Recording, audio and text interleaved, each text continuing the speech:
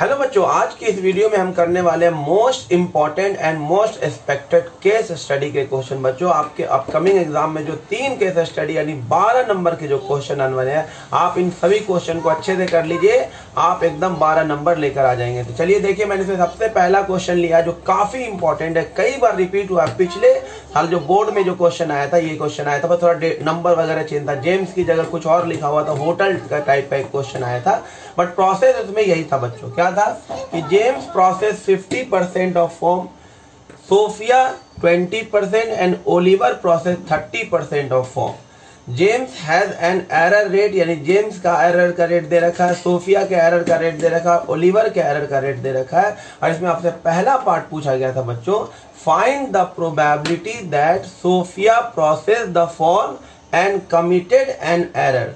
आपको बताना है कि सोफिया फॉर्म प्रोसेस करे और उसमें एरर आ जाए, इस बात की प्रोबेबिलिटी आपको बतानी, यानी आपको बताना है probability of Sophia process the form and committed an error. आपको ये बताना बच्चों, ध्यान से देखिए कैसे करेंगे।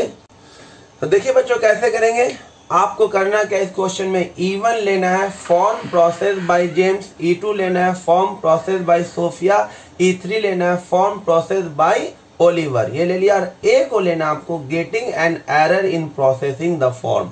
तो आपको निकालना है probability of Sophia process the form, यानी आपको निकालना है प्रोबेबिलिटी ऑफ E2। और एंड का मतलब होता है बच्चों इंटरसेक्शन, कमिटेड एन एरर यानी ए। आपको ये चीज निकालना बच्चों, Sophia process the form and committed an error. तो इसका क्या फॉर्मूला होगा, एकदम ध्यान से देखिए, याद रखना, प्रोबेबिलिटी ऑफ E2 लिखेंगे, इनटू में ये हो गया probability of Sophia process the form, ये हो गया, इनटू में उसके थ्रू जो एरर होगा, एरर प्रोसीड बाय सोफिया यानी A अपॉन में E2, ये होगा इसका फॉर्मूला। इसे क्या पढ़ेंगे, probability of Sophia process the form and committed an error. Formula क्या हो जाएगा, प्रोबेबिलिटी ऑफ E2 इनटू में probability of A by E2। A by E2 का मतलब हुआ एरर कमिटेड बाय सोफिया। अब देखिए बच्चों, आपको इसकी वैल्यू दे रखी है, प्रोबेबिलिटी ऑफ E2 का मतलब हुआ form process by Sophia. Sophia ने कितने फॉर्म को प्रोसेस किया है, 20%, तो 20/100 इनटू में probability of A by E2 का मतलब हुआ एरर रेट ऑफ, यानी एरर कमिटेड बाय सोफिया। और सोफिया का एरर रेट कितना दे रखा है, 0.04। 0.04 को बच्चों आप लिख सकते हो 4/100, तो ये हो जाएगा 80/10,000 हो जाएगा बच्चों। इसको डिवाइड करेंगे तो ये इससे कट जाएगा, 4 दिनों ये इससे कट जाएगा, 8 को जब 1000 से डिवाइड करेंगे तो 0.008 आ जाएगा। तो ये आ जाएगा बच्चों फर्स्ट पार्ट का आंसर। अब देखिए बच्चों, सेकेंड पार्ट में क्या पूछा गया था, find the total probability of committing N error in processing the form. पिछले क्वेश्चन जो पार्ट 1 था उसमें सोफिया के थ्रू एरर का रेट प्रोबेबिलिटी पूछा था कि सोफिया फॉर्म को प्रोसेस करे और एरर हो जाए, इस बात की प्रोबेबिलिटी बता। अब यहाँ पे टोटल पूछा है, यानी कि तीनों के थ्रू जो एरर का होगा सम, वो आपसे पूछा गया है। तो इसे कहते हैं total probability of committing an error निकालना है। तो इसमें क्या आएगा, जेम्स फॉर्म को प्रोसेस करे यानी प्रोबेबिलिटी ऑफ E1 इनटू से एरर हो जाए यानी A बाई E1। इसे हम क्या पढ़ेंगे कि जेम्स ने फॉर्म को प्रोसेस किया और ये हो गया उसने एरर कमिट किया। फिर प्लस लिखेंगे, अब सोफिया फॉर्म को प्रोसेस करे तो प्रोबेबिलिटी ऑफ E2 और सोफिया से एरर हो जाए यानी A बाई E2 यानी error committed by Sophia, plus में प्रोबेबिलिटी ऑफ E3 यानी ओलिवर फॉर्म को प्रोसेस करे एंड उससे एरर हो जाए तो A by E3। A by E3 का मतलब हुआ एरर कमिटेड बाय ओलिवर। अब इन सब को क्या कर देना, ऐड कर देना। तो प्रोबेबिलिटी ऑफ E1 बच्चों कितना है, James process the form 50/100 into में A बाई E1 यानी कि जेम्स के एरर का रेट कितना दे रखा है, 0.06, यानी से लिख सकते हैं 6/100 अब प्लस में ये तो हमने निकाला ही था सोफिया का है, तो सोफिया का 20/100 इंटू में सोफिया के एरर का रेट है 4/100, मैंने 0.04 को लिख दिया 4/100। अब प्रोबेबिलिटी ऑफ E3 यानी कि ओलिवर के फॉर्म को प्रोसेस का रेट दे रहेगा 30%, तो 30/100 और A/E3 मतलब ओलिवर का एरर का रेट यानी एरर कमिटेड बाय ओलिवर वो दे रखा है ये, तो ये हो जाएगा 3/100, इसलिए लिख दिया। अभी आसान हो जाएगा, सबका एलसीएम कितना हो जाएगा 10,000 एलसीएम हो गया, ये हो जाएगा बच्चों 300, ये हो जाएगा 80 और ये हो जाएगा बच्चों 90 हो जाएगा। तो यहाँ से देखिए हो जाएगा 470, ये हो जाएगा 470 अपॉन में 10,000, ये आ जाएगा 10,000। एक जीरो से एक जीरो कटेगा और ये आ जाएगा 0.047, तो ये हो गया total probability of committing an error. अब देखिए बच्चों थर्ड पार्ट जो लास्ट पार्ट था इसमें बोला गया है कि if the form selected at random has an error, यानी एक रैंडम फॉर्म लिया गया और उसमें क्या मिला, एरर मिला, या उसे नीचे लिख दिया, जो चीज हो जाता है उसे नीचे लिख दिया जाता है। बोला if the form selected at random has an error, यानी उसमें एरर है तो वो नीचे हो जाएगा। Find the probability that the form is processed by James, यानी कि जेम्स का क्या था E1, ये इस बात की प्रोबेबिलिटी बताओ कि इस फॉर्म को जेम्स ने प्रोसेस किया था, तो इसकी प्रोबेबिलिटी निकालना है। यहाँ पे आपको लग जाएगा बच्चों, देखिए ध्यान से, यहाँ पे कंडीशनल प्रोबेबिलिटी लग जाएगा, तो प्रोबेबिलिटी ऑफ ये हो जाएगा E1 इंटरसेक्शन A और अपॉन में आ जाएगा प्रोबेबिलिटी ऑफ A। बच्चों इसका मतलब क्या हुआ, probability of E1 intersection A, देखो ध्यान से, probability of E1 intersection A, बच्चों इसका मतलब हुआ probability of E1 intersection A, यानी कि फॉर्म प्रोसेस बाय जेम्स, यानी प्रोबेबिलिटी ऑफ E1, ये तो पीछे भी क्या है, इनटू में प्रोबेबिलिटी ऑफ A/E1, ये ऊपर वाले का मीनिंग हो गया और नीचे लिखा हुआ प्रोबेबिलिटी ऑफ A। इस सोफिया वाले क्वेश्चन में भी यही लगा था, तो ये हमने लिख दिया, ये जेम्स के लिए, तो ये प्रोबेबिलिटी ऑफ ये हो गया कि जेम्स फॉर्म को प्रोसेस करे और एरर भी आए, तो probability of E1 into probability of A/E1 upon में प्रोबेबिलिटी ऑफ A। तो प्रोबेबिलिटी ऑफ E1 कितना बच्चों 50/100 इंटू में A/E1 यानी कि एरर बाय जेम्स वो कितना है 0.06 यानी 6/100 और अपॉन में टोटल प्रोबेबिलिटी हमने पीछे निकाला था, ये कितना आया था 47/1000, ये हमने पीछे निकाला 47/1000 आया था बच्चों, या 470/10,000 लिख दीजिए, सेम सेम कट जाएगा, तो ये ऊपर कितना आ जाएगा बताइए 300 और अपॉन में क्या आ जाएगा 10,000, नीचे है 470 अपॉन में 10,000, तो ये और ये कैंसिल हो जाएगा, ये और ये कैंसिल हो जाएगा, आंसर आ जाएगा 30/47। और बच्चों अगर ऐसा पूछता if the form selected at random has an error find the probability that form is not processed by James, अगर नॉट प्रोसेस्ड बाय जेम्स बोलता तो आपको 1 में से इसे क्या कर देना था बच्चों माइनस, अगर ऐसा पूछता तो आंसर आ जाता 17/47, ये आ जाता बच्चों आंसर। अब देखिए बच्चों नेक्स्ट क्वेश्चन है केस स्टडी का, ये काफी आसान क्वेश्चन है, अगर ये आ गया तो आपको तो 4 नंबर फ्री में मिल जाएंगे। Team ABC play tug of war game, 3 team tug of war खेल रहा है, टीम A जो इस फोर्स से पुल कर रहा है, टीम B इस फोर्स से और टीम C जो है इस फोर्स से पुल कर रहा है, कुछ इस तरह का टग ऑफ वॉर होगा, 3 टीम खेल रही है। पहला पार्ट पूछा गया था what is the magnitude of team force of team A, एकदम आसान, आपसे बोला टीम A के फोर्स का मैग्नीट्यूड क्या होगा, तो आपको F1 का मैग्नीट्यूड निकालना था जो कि बिल्कुल आसान है, 6 का स्क्वायर 36, 0 का स्क्वायर 0, आंसर आ जाएगा 6 और बाहर क्या लिखा हुआ किलो न्यूटन, तो आंसर भी आएगा किलो न्यूटन में। फिर आपसे पूछा गया है दूसरे पार्ट में विच टीम विल विन, कौन सी टीम जीतेगी, जिसके फोर्स का मैग्नीट्यूड ज्यादा होगा वो टीम जीत जाएगी, तो F1 के फोर्स का मैग्नीट्यूड है बच्चों 6 किलो न्यूटन। अब निकालिए F2 के फोर्स का मैग्नीट्यूड, तो अंडर रूट ऑफ -4 का स्क्वायर 16 -4 का स्क्वायर 16, तो ये हो जाएगा अंडर रूट ऑफ 32 ये आप ऐसे भी रहने अंदर 32 हो गया। और उसके बाद F3 निकालिए, इसे रहने देते हैं F1, अंडर रूट ऑफ 36 आएगा, under root of 36 kilo newton. और F2 हो गया ये, और F3 निकालिए बच्चों, F3 आ जाएगा थर्ड वाले का अंडर रूट ऑफ -3 का स्क्वायर 9 और प्लस -3 का स्क्वायर 9, तो ये हो जाएगा अंडर रूट ऑफ 18। देखिए सबसे ज्यादा कौन है, अंडर रूट 36, तो सबसे ज्यादा 4 टीम ए लगा रहा है, तो टीम ए विल विन। तो आंसर में आप क्या लिखेंगे, team A will win, team A जो है वो जीत जाएगा क्योंकि उसका फोर्स का मैग्नीट्यूड सबसे ज्यादा है। अब देखो बच्चों फर्स्ट पार्ट और सेकेंड पार्ट हो गया। थर्ड पार्ट में क्या बोला था, find the magnitude of resultant force exerted by the team. आपको मैग्नीट्यूड निकालना है रिजल्टेंट फोर्स का। था रिजल्टेंट फोर्स कैसे निकालेंगे, तीनों फोर्स को क्या कर दीजिए, वेक्टर सम कर दीजिए, तीनों फोर्स को ऐड कर दीजिए।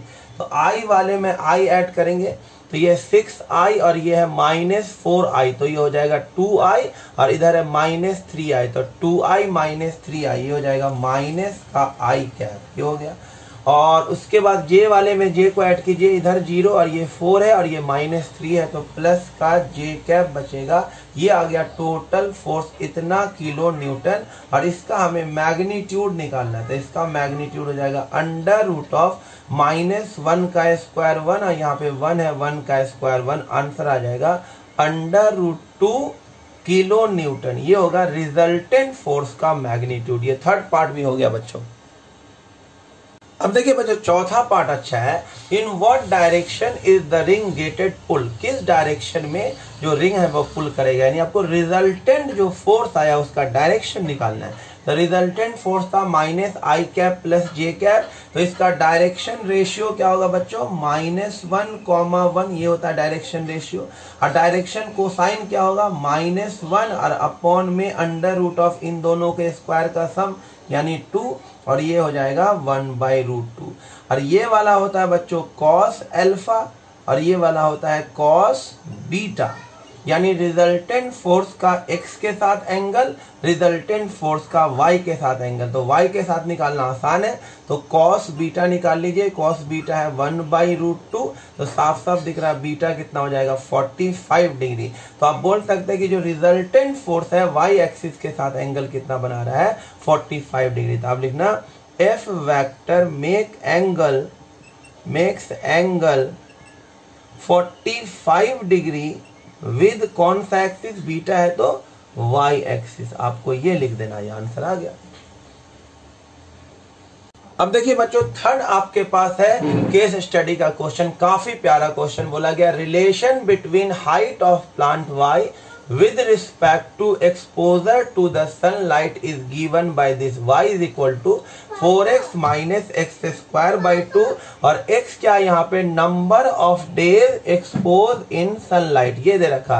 हाइट कैसे चेंज हो रहा है x के रिस्पेक्ट में, और पहला पार्ट आपसे पूछा है find rate of growth of plant with respect to number of days expose to the sunlight, यानी आपको इसके हाइट के ग्रोथ होने का रेट निकालना है, यानी dy अपॉन में किसके रिस्पेक्ट में, number of days expose, x क्या है नंबर ऑफ डेज एक्सपोज, यानी कि x के रिस्पेक्ट में, यानी आपको निकालना है dy/dx निकालना। कितना आसान था, y दे रखा बच्चों आपके पास कितना 4x minus x square by 2, तो आप क्या आसानी से नहीं निकाल लेंगे dy/dx। केस स्टडी के क्वेश्चन बहुत आसान होते हैं।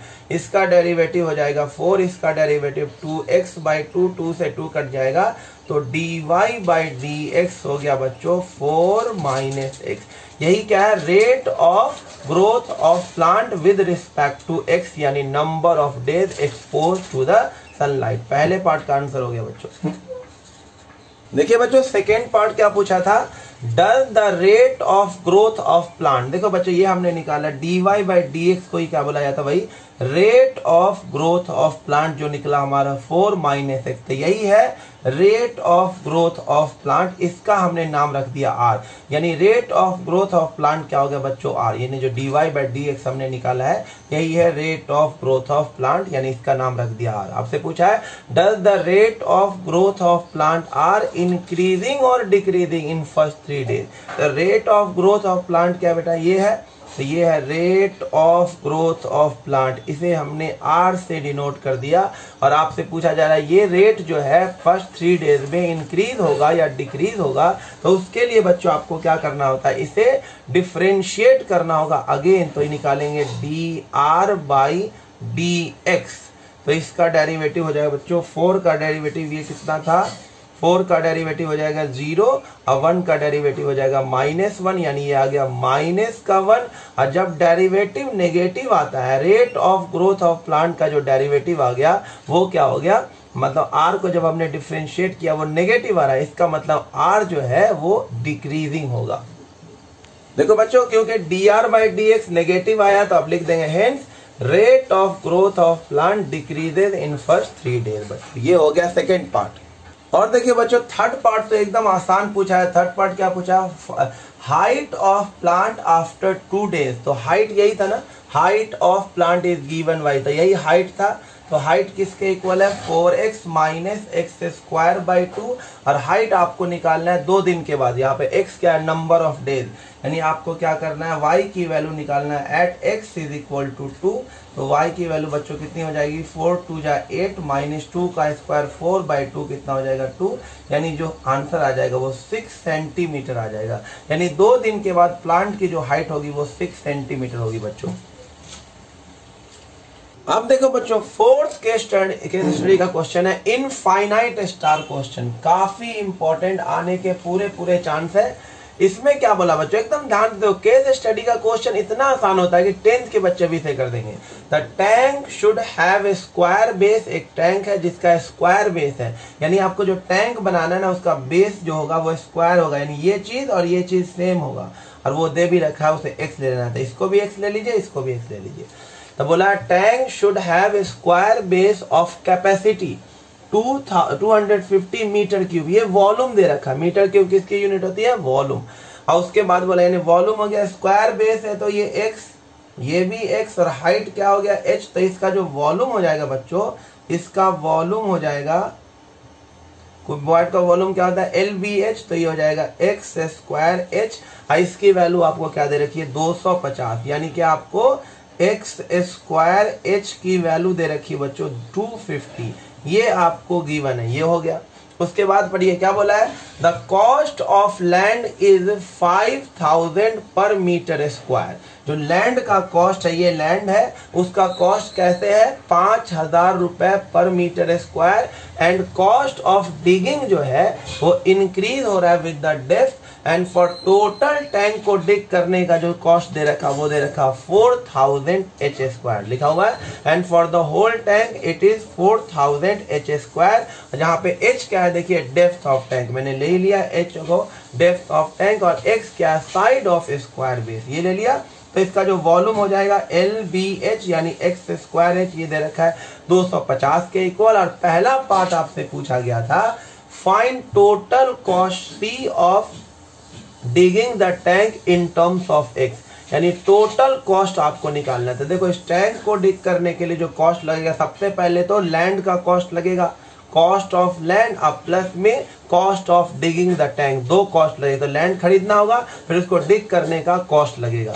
तो ध्यान से देखिए बच्चों, कॉस्ट ऑफ लैंड क्या है, कॉस्ट ऑफ लैंड दे रखा 5000 पर मीटर स्क्वायर। तो आप गौर से देखिए ये लैंड है, तो लैंड का एरिया कितना है x इंटू एक्स, तो इसका एरिया है x स्क्वायर, उसका कॉस्ट कितना 5000 रुपए पर मीटर स्क्वायर। तो एरिया को 5000 से क्या कर दीजिएगा मल्टीप्लाई, तो ये आ जाएगा आपको कॉस्ट ऑफ लैंड हो गया plus cost of digging the tank. तो देखो टोटल होल टैंक के लिए डिग करने का कॉस्ट क्या दे रखा है 4000 h स्क्वायर। बट आपको क्या निकालना है in terms of x only. तो बच्चों यहाँ से x की वैल्यू निकाल लीजिए और आपको ये आ जाए h की वैल्यू हटा दीजिए और ये x के टर्म में आ जाएगा। तो यहाँ से गौर से इक्वेशन 1 लिख दीजिए, इक्वेशन 1, और यहाँ से बताइए x स्क्वायर h किसके इक्वल है 250 के। तो यहाँ से h की वैल्यू क्या हो जाएगी 250 बाई x स्क्वायर, इसको यहाँ पुट कर दीजिए। तो कॉस्ट क्या हो जाएगा 5000 x स्क्वायर प्लस में 4000 और h स्क्वायर करेंगे तो 250 इंटू 250 और अपॉन में क्या आ जाएगा, इसका स्क्वायर करेंगे तो x की पावर 4 और सॉल्व कर लीजिए। ये हो जाएगा 5000 x स्क्वायर। अब प्लस में ये हो जाएगा बच्चों, ध्यान से देखिए, ये हो जाएगा 25, इसे सॉल्व कर लेंगे, इनटू में आ जाएगा 10 की पावर 8 अपॉन में x स्क्वायर। देखिए 25 को ये लिख दिया और ये 25 इंटू 4 कितना हो जाएगा 100, 2 जीरो और 4 7 और 1 जीरो यहाँ से आ जाएगा 8 जीरो आ जाएगा 10 की पावर 8। आप सॉल्व कर लीजिएगा बच्चों, यही आएगा। तो ये आ गया बच्चों cost of tank in terms of x के टर्म में कॉस्ट ऑफ टैंक आ गया 5000 x स्क्वायर प्लस 25 इंटू 10 की पावर 8 अपॉन में x स्क्वायर नहीं होगा x की पावर 4। ये पहले पार्ट का आंसर आ गया बच्चों में। अब देखिए बच्चों, इसमें सेकेंड पार्ट क्या पूछा था। फर्स्ट पार्ट में तो कॉस्ट निकल गया in terms of x, second part में सिंपल आपसे dc बाई dx निकालने को बोला था, यानी c को डिफरेंशिएट कीजिए x के रिस्पेक्ट में। तो c लिख दिया, ये ऊपर गया तो x की पावर -4, बस सिंपल डिफरेंशिएट करना था dc बाई dx। तो ये बहुत आसान पार्ट था। ये कितना हो जाएगा, ये हो जाएगा 10 इंटू में 1000 और ये हो जाएगा x और प्लस में 25 इंटू 10 की पावर 8 है, इसका डेरिवेटिव होगा -4 x की पावर -5। तो बच्चों dc बाई dx जो आ जाएगा आपको, यहाँ से आ जाएगा 10 raise to the power 4x और ये हो जाएगा माइनस का माइनस और ये मल्टीप्लाई होगा तो 100 यानी 100 यानी 10 की पावर 2, 100 यानी कि 10 की पावर 2 इंटू 10 की पावर 8 और x की पावर -5। तो फाइनल देखिए dc बाई dx क्या मिलेगा आपको, 10 की पावर 4x माइनस 10 की पावर 10 और x की पावर -5। ये आ गया बच्चों सेकेंड पार्ट।